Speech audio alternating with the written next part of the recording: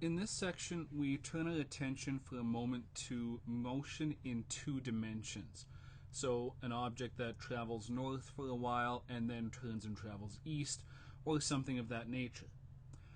Sometimes it will be easy to deal with the motion, as we'll be dealing with 90-degree angles between the motion. In that case, we can go back and we can use some grade 10 trigonometry, SOHCAHTOA specifically, to calculate out the lengths, the speeds, the displacements, etc. But sometimes we'll have non-right triangles. And when we do, we need to go back to some grade 11 level math and look at that to use to help us. So we have the law of cosines here and the law of sines. These will both be used when solving two-dimensional motion problems, and the example that we'll go through will illustrate how we do that. But the key thing is that we use the law of cosines to find the magnitude of the displacement or of the velocity, and the law of sines will be used to find the direction or the specific angle that the resultant motion is in. So we have a chickadee flying from a fence post at P at the bottom left to a bush at B and then to a bird feeder at F. We need to find four things, and terminology is key here. The total distance traveled. This is the total amount of flight that this chickadee took. Think about it as the odometer in your car. If it reads 65,000 kilometers, that means you have driven 65,000 kilometers going here and back and someplace else and back and so on. So for total distance, this is easy. We just add the distances that this chickadee flew. And remember, distance is a scalar, so no direction, no vector arrow. That chickadee flew 22 meters to the bush, and 11 meters to the bird feeder. Flew 33 meters.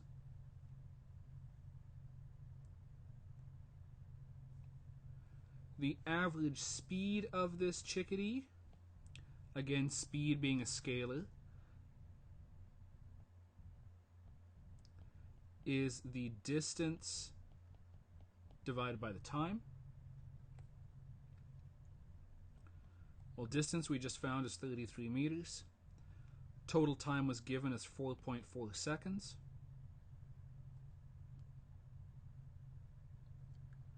Dividing that out, going to 2 sig figs, we get the average speed of the chickadee is 7.5 meters per second.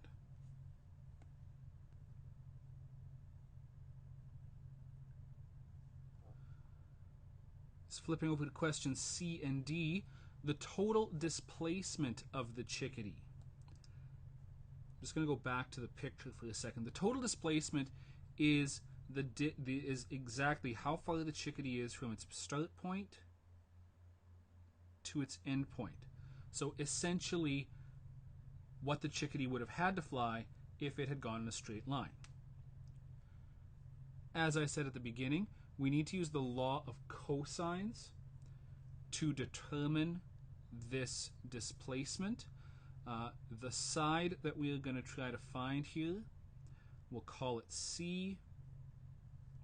The other two sides will be A and B. They do not matter.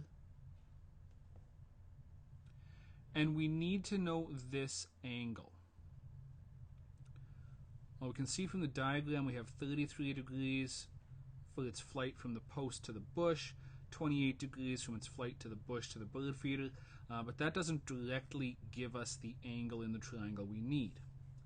But what we can do is extend this compass line at B. And what this does is it allows us to know what this angle is. Because the angle from the post to the bush, 33 degrees.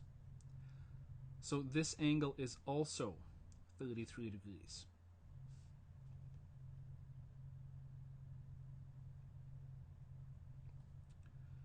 Knowing that, and knowing that we have a straight line on the compass at B, we can find the remaining angle that's inside the triangle. Take a 180 degrees that makes up a straight line. Subtract 33 and 28. and we get that that angle is 119 degrees.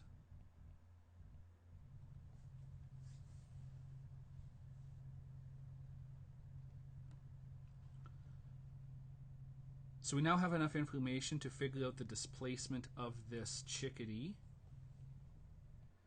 We'll need to use law of cosines.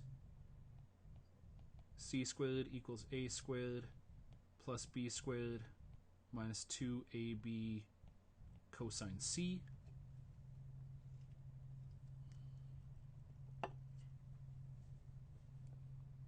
C is the side we're trying to find, called A the 22 meter side, B the 11 meter side. Substituting those in again, and 119 degrees for the angle.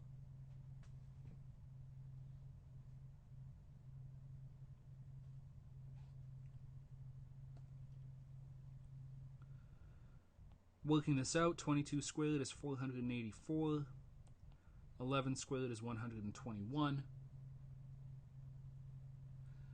and negative 2 times 22 times 11 times cos 119. When you put this in your calculator, make sure it is in degree mode. Should give us plus 234.65.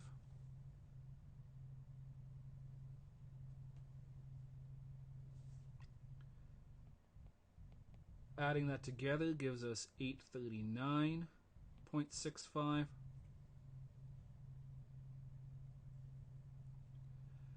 Taking the square root, going to 2 sig figs, gives us 29 meter side length.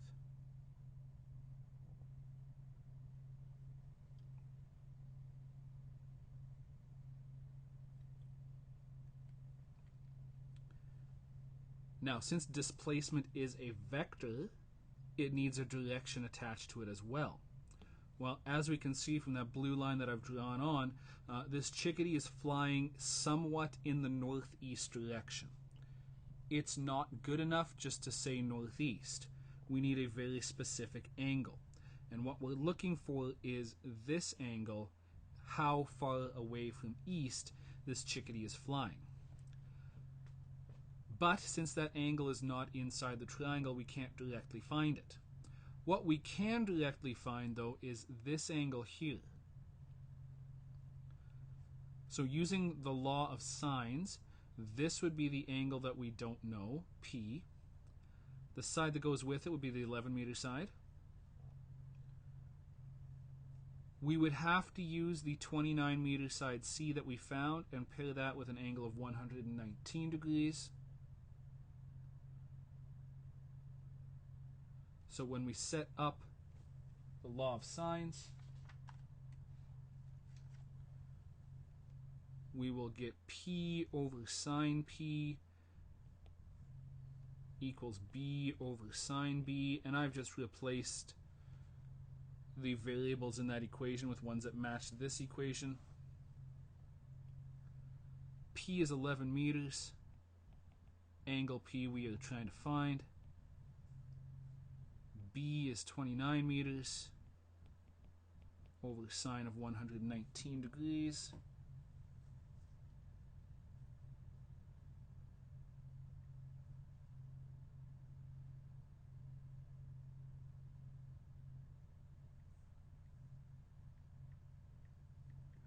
Working out sine of 119 degrees gives us 0.87462.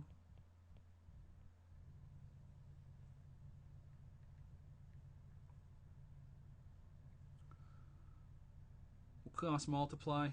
Sine P times 29 is 29 sine P. And 11 times 0.87462 is 9.6208.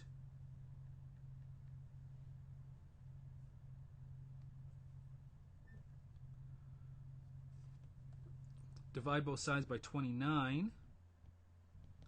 We get sine P equals 0.33175.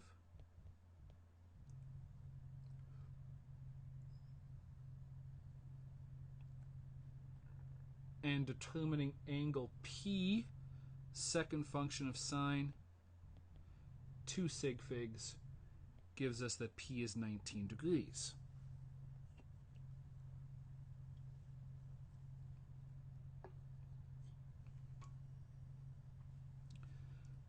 Now, as I said before, just flipping back to the picture, that gives us this angle inside the triangle. That is 19 degrees. That is not measured from north or east. When we're talking about the direction of travel, we need to measure from a compass line. So we need, like I said, this angle that's outside the triangle. And we can look at that knowing the full angle. I'm going to do this in green. The full angle here is 33 degrees. Subtract off the 19 degrees that makes up the piece of it that's inside the triangle, and we get that that is 14 degrees.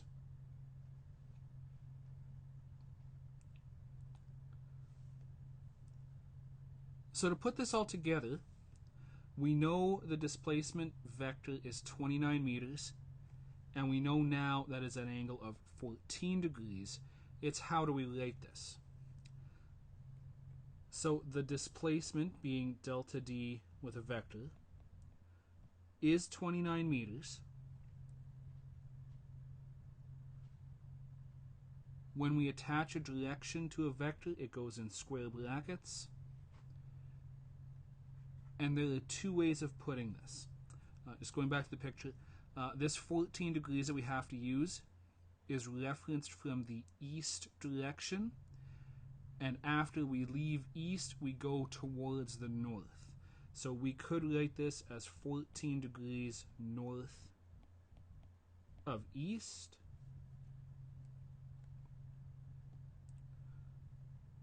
Or the other way of presenting it, 29 meters again. We could also shorthand this a bit and say that this direction is east, but then go 14 degrees to the north.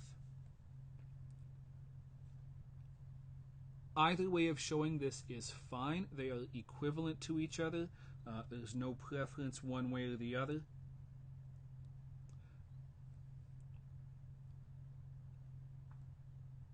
I'm just going to clear off the page to do question D. Question D is actually relatively easy now. The average velocity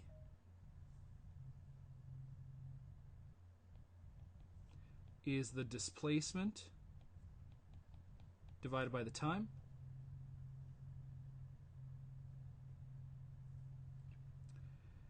And we did just find the displacement, 29 meters,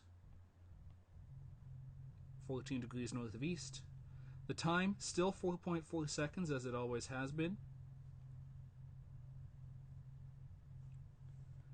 Dividing this out, going to 2 sig figs, we get 6.6 meters per second.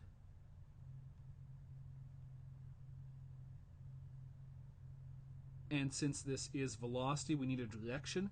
And the nice thing is the direction of the velocity is in the same direction as the displacement. So it will also be 14 degrees north of east, or east 14 degrees north.